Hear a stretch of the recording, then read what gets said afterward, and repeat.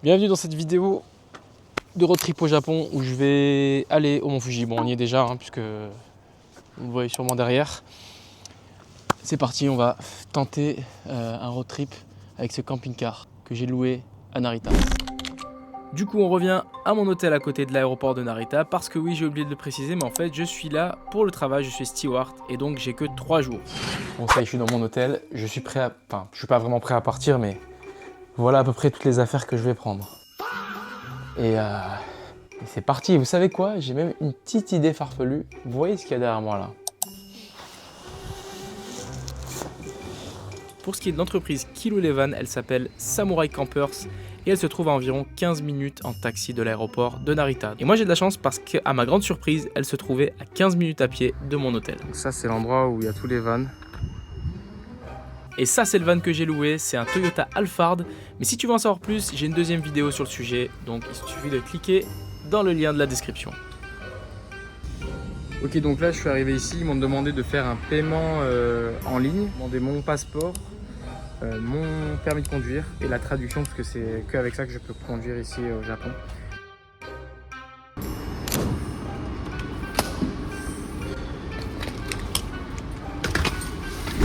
Allez, c'est parti, on est parti, allez, c'est parti, ok, let's go, ok. Attends, je roule du bon côté de la route ou pas? Attends, merde. Merde, je roulais du mauvais côté de la route. Oh, c'est un scandale ce qui vient de se passer. Bon, ça y est, j'ai pris la route. Je suis grave fatigué, j'ai fait nuit blanche. Mais franchement, les paysages commencent à être cool. Là, je m'éloigne de Narita en direction de Chiba vers la plage. Qui s'appelle Kujukuri. J'ai vu qu'il y avait un truc qui s'appelait Beach Camp. Donc, je vais aller là pour la première nuit. On va voir ce que ça donne. Quand vous pensez que c'est là qu'a eu lieu le tsunami de 2011, mars 2011. Là, il y avait peut-être un mec qui était posé ici, comme ça, en train de regarder l'horizon. Et il s'est pris une déferlante d'1 kilomètre de hauteur. Genre, je sais pas, je dis une hauteur comme ça, ou de 30 mètres de hauteur. Mais en tout cas, je sais pas si vous remarquez, mais moi je trouve ça quand même assez stylé, assez beau quand même. Mais on se croirait dans un film apocalyptique. Il n'y a personne, regardez ça. Petit détail, regardez le sable. Enfin, je sais pas si c'est vraiment du sable. On dirait de la roche volcanique, comment dire, en poudre, mélangée avec du sable. Et voilà, je suis pas encore arrivé au premier camp où je vais me poser ce soir. Franchement, je vais pas vous mentir. Là, il y a beaucoup de doutes, beaucoup de putain, mais pourquoi je fais ça? Et je me souviens que quand j'étais parti en mobilette il y a 5 ans, j'avais ce sentiment-là aussi. Ce sentiment de, au début, je me sens pas confiant. Voilà, je vous dis la vérité, on parle vrai ici. Bon, apparemment il y a des toilettes là-bas, je vais pouvoir aller aux toilettes. Mais je viens de me rendre compte que j'ai pas pris de papier toilette. Ça va, on est au Japon. Il y a tout ce qu'il faut. Bon, je viens de trouver cet endroit où en fait il y a des sortes de petites maisons que tu peux louer. Et les gens ils viennent avec leur van comme ça, ou avec leur voiture. Et ils font des barbecues, je sais pas si on voit. Ouais, là-bas. Hop. Ils font un petit barbecue comme ça. Voilà, là je sais pas trop ce que c'est. Vous voyez, il y a des douches extérieures, donc je pense que c'est vraiment un truc pour l'été en fait. Voilà, donc pas trop envie de rester là. Mais en même temps, on est en hiver, on est en décembre. Konbanwa.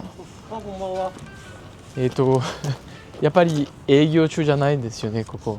今営業してるけどお客さんがね、もう終わりの時間だから。なるほど。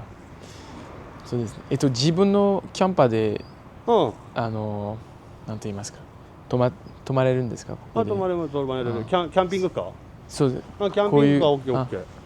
で、料金かかります？料金はかかる。サイトごとでお金かかるから、今スタッフいるから。Yamiさん。Bon, du coup, j'ai parlé avec la dame. C'est bien en activité, enfin, il travaille. Et elle m'a donné ce petit prospectus. Et en gros, bah, juste pour poser ton van, tu dois payer genre 4000 yens. Putain. Bon, je suis tombé dans un autre endroit qui est censé être un camping, les gars. J'imagine que ça doit bien bouger aussi. Hein. Et là, comment vous dire? Là, c'est fait entrer l'accusé, là. C'est fait entrer l'accusé, je vais me faire égorger. Je vais me faire égorger et dépecer, je pense. Alaska. On dirait que c'est une douche là-dedans. Ah ouais, c'est l'endroit pour faire la douche, on dirait. Je ne sais pas. Je ne sais pas du tout.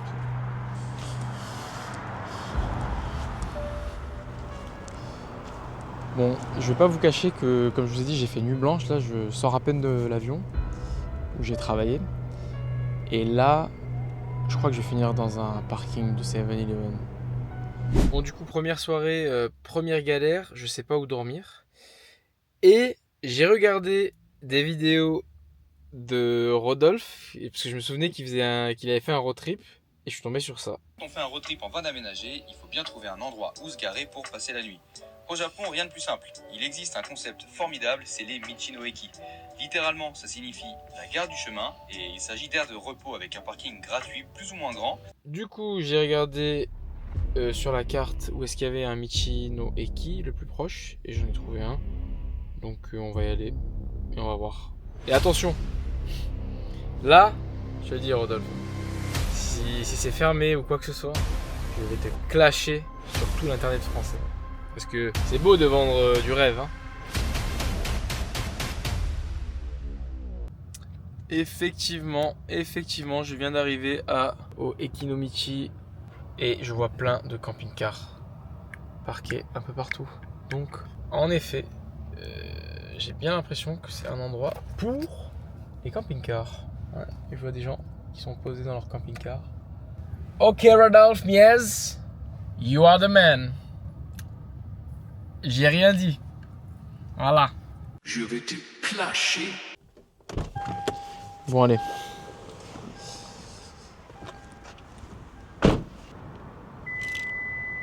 Ah. J'en ai marre. J'en ai marre, les gars. J'en ai marre. C'est quoi ce bruit de merde encore? Qu'est-ce qu'il y a? Qu'est-ce qui se passe? Doshitano. Putain. Ok. J'appuie sur... Je comprends pas. Ah, attends. Bon, j'ai une petite clé comme ça que j'ai réussi à sortir. Le truc automatique, c'est bien beau, mais... Voilà, enfin, j'ai réussi à... Bon, du coup, on va aller voir l'intérieur de ce Ichinomiya. Apparemment, il y a plein de trucs pratiques. Qu'est-ce qui se passe? Alors... Toilette. Je pense pas qu'on ait de douche. Ah si. Il y a un sauna et il y a un onsen. Onsenがありますね。100円だけですか？あ、800円ですね。すいません。ちょっと聞きたいんですけど、ここタトゥーが入れたら入れますか？入れない。入れますか？入れます。あ、OK。ありがとうございます。Bon, au final, c'est bon. Ils acceptent les tatouages. Donc, je vais regarder jusqu'à quelle heure c'est ouvert. Un onsen plus tard. Bon, je vais essayer de faire mon installation. Voilà le van, avant et après.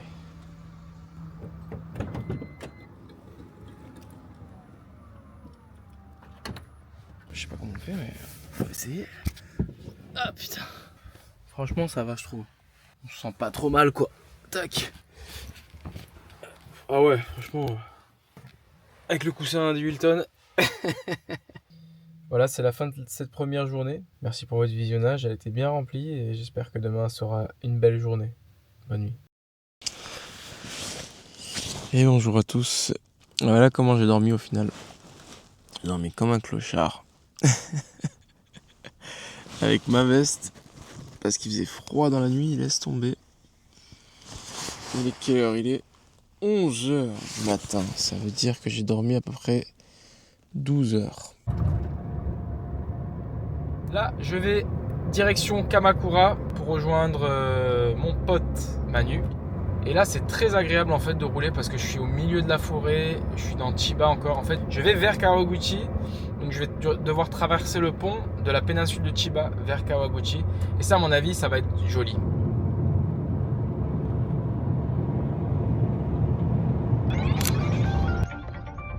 Let's go! Lonely nights.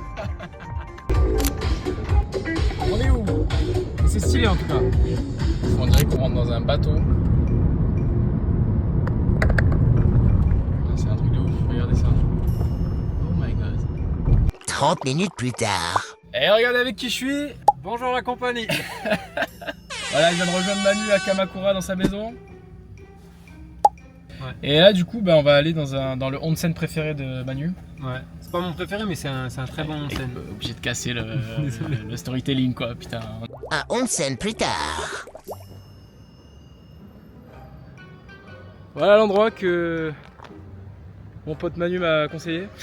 Ça s'appelle Inamuragasaki Onsen et c'est à mi-chemin entre Enoshima et Kamakura. Ouais. Et là peut-être que vous entendez le bruit de la mer, mais on est juste en face de la mer. Ouais. Et tu me disais il y a la vue sur le mont Fuji. Bon, non, là on l'a pas vu du coup, mais t'as sauna inclus. Il y a un bain extérieur, on valide. Bon, c'est un peu petit. C'est un peu petit, ouais, il n'y a pas 36 000 bains non plus. Mais... Un peu cher, mais c'est bien. Et puis c'est du vrai onsen, c'est pas genre juste de l'eau chaude quoi. Tu sens la matière un peu fécale. T'as le Chushaken sûrement. Attends, mais elle m'a donné un ticket. Peut-être j'ai mis dans mon sac. Dans ton sac, dans ton portefeuille. Allez, c'est parti, on y va. Dis, repose-moi la question. T'as le Chushaken en fait? Toujours mec, je suis organisé, hein. J'habite en Suisse mec. Et ils ont plusieurs types de vannes alors? Ouais, ils ont un petit van. Ouais.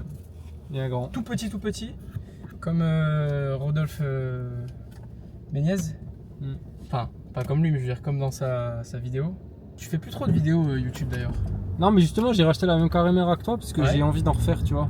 Le succès que j'ai eu sur Insta qui était non escompté, ça m'a enseigné à complètement me détacher des chiffres, tu vois. Donc en vrai je veux juste faire des vidéos parce que ça me fait kiffer de faire des vidéos. Stupide. Et tu gagnes quand même de l'argent avec juste les contenus sponsors sur Insta. Ça n'a pas de monétisation, tu vois. J'ai jamais vu tes contenus sponsors. C'était des trucs pour apprendre le japonais, tout ça, tu vois. Ah si. Mais voilà, j'ai un peu l'impression de pas de tromper mes abonnés, mais un peu de les prendre pour des pigeons, tu vois. Mais mec, je suis pas d'accord. Hein. Ouais. Pourquoi? Bah alors ça pour moi c'est que tu estimes que ce que tu mets en avant c'est pas un truc que toi-même tu consommerais de base. Perso, j'ai rencontré deux types d'entreprises, ceux qui te laissent carte blanche créative. Ouais, donc là, tu peux faire un truc à ta sauce en mettant en avant leurs produits, ça c'est nickel. Mais il y en a, ils veulent que tu lises un script. Ça c'est relou, tu vois. Tiens Manu, c'est l'occasion parfaite de parler du sponsor de cette vidéo. Je te propose de monter dans le van. Waouh, c'est super grand. J'ai le droit de rentrer? Waouh, mais quelle moellosité sur ce siège. Enfin, je veux dire, c'est mou quoi. Ça me rappelle mon ex, Patricia. Mais bon, c'est pas le sujet. En tout cas, c'est très lumineux et ça a l'air très confortable. Et quoi? Tu me dis que tu n'as payé que 11 000 yens par jour? Et c'est moins cher qu'un hôtel à Tokyo. J'aimerais vraiment y habiter. Santé, pardon. C'était pour trinquer, je pensais que vous voulez montrer l'étiquette. Santé bonheur. Ça goûte le savon. J'en mets plein peut-être. Quelques instants plus tard. Bon, je sors de chez Manu. Voilà, donc je suis allé chez lui, on a mangé un petit dessert avec sa femme, tout ça, j'ai discuté un petit peu. Il a un chien aussi très mignon. Et j'ai complètement oublié de faire un petit message d'adieu sur vidéo. Bon, j'ai pas filmé chez lui parce que voilà, c'est quand même l'intimité de chacun. Mais voilà, merci Manu pour l'invitation. Et à bientôt. Et voilà le van en tout cas de nuit, franchement ça se voit pas qu'il y a quelqu'un qui dort dedans. Bon là il y a la lumière quand même, c'est vrai que vu de devant ça se voit un petit peu quand même. On voit un peu la lumière, légèrement. Donc logiquement personne ne devrait venir me faire chier. Il y a juste des chiottes, ah bah tiens, si j'ai envie d'aller aux toilettes, voilà, nickel. Bon bah du coup c'est parti, hein, je vais me poser un peu. Et c'est parti pour le dodo. 30 minutes plus tard. Incroyable, j'ai même pas fait exprès, 3h33 et j'arrive pas à dormir. J'arrive pas à m'endormir, donc j'hésite soit à partir vers le Mont Fuji, genre conduire jusqu'au Mont Fuji et voir le lever du soleil et ensuite m'endormir là-bas dans 1 heure si je suis fatigué. Et je crois que je vais faire ça en fait.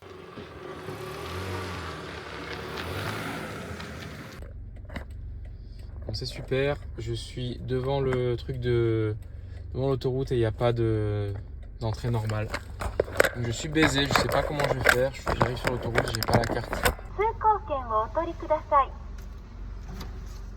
Bon, apparemment ils m'ont donné un ticket, donc peut-être que ça peut le faire. Je suis pas sûr qu'on le voit, mais moi en tout cas je le vois. Le petit Fuji, il est derrière là. Derrière tout ça, ça y est, je le vois apparaître. Bon, je m'apprête à sortir de l'autoroute, mais je viens de voir sur le panneau que c'était Eitishi Senyo, ce qui veut dire seulement ETC, donc le système, l'équivalent de Escota, je pense. Donc je sais pas comment je vais sortir. Hi, konnichiwa. Eitishi カードがなくて、ちょっと、はい。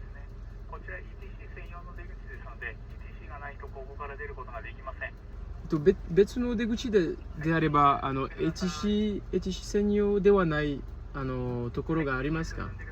はい、ありがとうございます。Voilà, donc en gros, elle me dit, frérot, tu peux pas y aller, donc rentre chez toi. Mais du coup, je sais pas comment faire. Ok, j'ai pu sortir de l'autoroute. Putain, en fait, c'était impossible de sortir. C'était Eitishi Senyo, ce qui veut dire obligatoirement carte ETC Eitishi. Donc, impossible de sortir. J'ai retenté une deuxième fois et là, il y avait un mec qui m'a dit allez-y, c'est bon, sortez. Vous payez tant et sortez. Alright. Here we go. Extraordinaire. Allez, c'est parti.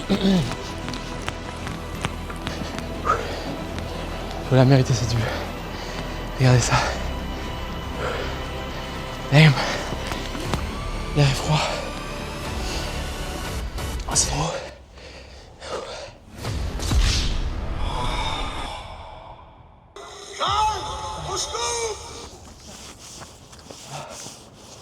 Et là, il y a la fameuse pagode. Regardez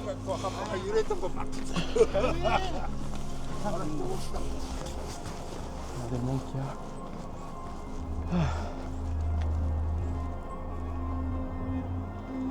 Regarde la carte postale.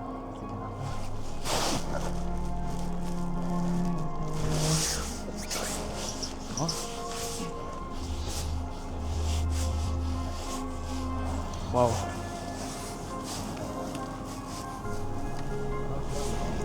Ah, du coup apparemment il fait quand même moins 3 degrés. Et ça valait le coup. Bon ça y est, c'est enfin l'heure de dormir. Il doit être 8h du mat. 8h40. Quasiment 9h du mat. Cette nuit je vais... Enfin, cette nuit. Du coup je vais essayer de mettre ça. C'est un truc Heat Tech de Uniqlo. Avec ça, on a vraiment le combo chaleur. Donc avec le bonnet comme ça, j'ai pas froid à la tête, comme à l'ancienne. Le sac de couchage quand même. Bon, je viens de me réveiller. En fait, j'avais ultra chaud, bizarrement. Enfin, bizarrement, quand je vois toutes les couches que je me suis mis, c'est pas non plus choquant. Mais il est 14h48, bon, je me sens un peu malade.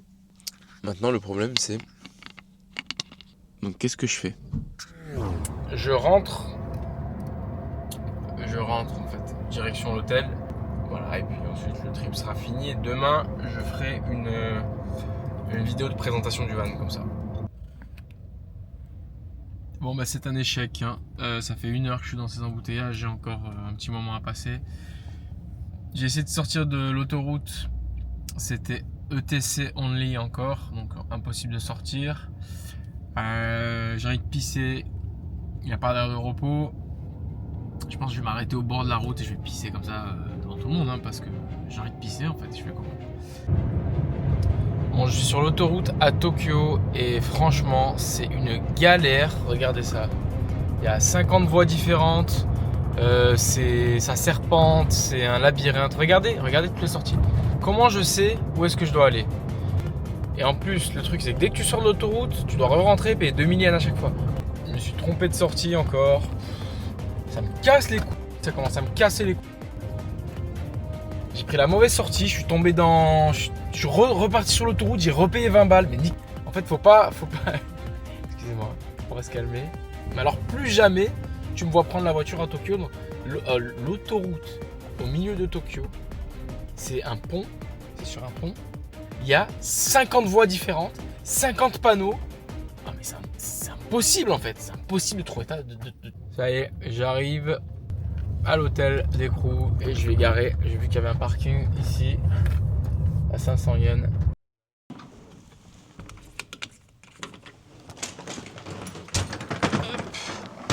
Et voilà, c'est la fin de ce road trip. Oui, je viens de mettre en scène tout ça, vous en doutez bien. Mais en tout cas, c'était très instructif. C'était pas facile, clairement. Je pense que j'ai appris énormément de choses grâce à ce voyage. J'ai appris qu'il ne fallait pas que je le fasse à Tokyo, qu'il ne fallait pas que je sois en jet lag, etc. Qu'au final, c'était pas aussi simple que ça de conduire au Japon, de se garer. Et voilà quoi. J'ai pas mal de choses. Je ne vais pas vous faire tout le bilan ici. Peut-être dans une autre vidéo éventuellement, dans un live. Mais en tout cas, voilà. J'espère que vous êtes contents de voir des choses qui sont réelles sur YouTube. C'est pas forcément enjolivé comme sur d'autres vidéos que vous avez pu voir.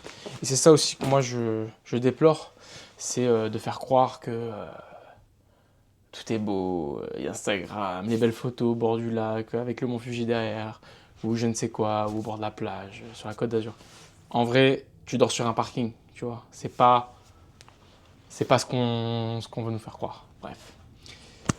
Moi, je suis quand même content de l'avoir fait. J'avais envie de le faire au point de limite d'acheter moi-même mon van pour la France, ou voire même au Japon, j'y avais pensé aussi. Ça fait du bien de faire les choses concrètement et ça te remet les pieds sur terre et ça te remet les idées en place. Et clairement, en fait, on m'avait conseillé de faire ça, je me suis dit, non, moi j'ai pas besoin, direct je m'achète un van, direct je pars à l'aventure. Non, en fait, c'est très bien de faire ce genre de petits tests. Ça t'apprend 1 million de trucs, même si ça coûte quand même cher pour ce que c'est, entre guillemets, même si ça va au final, les tarifs ne sont pas extrêmes, j'en ai déjà parlé, je pense, dans la vidéo. Mais voilà, en tout cas, merci pour votre visionnage, à bientôt sur Shabi-san, où on va parler de Japon, comme d'habitude. Merci. Oh, j'ai 40 tickets, j'ai 40 tickets, à chaque fois que je fais un mouvement, je paye 2000 yens. Non, faut arrêter là, franchement, les fois